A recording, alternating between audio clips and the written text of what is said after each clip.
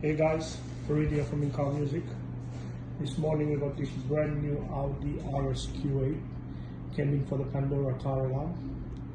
Comes with the 2 driver ID tags, doors boot bonnet protection, there's tilt sensor, motion sensor, dual stage impact sensor, also an interior sensor.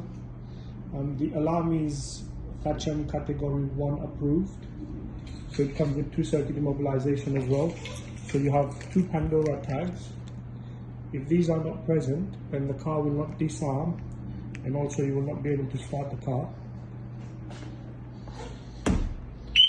That's a light impact, just gives you a warning. If you wait a few seconds and then we'll give you a harder hit.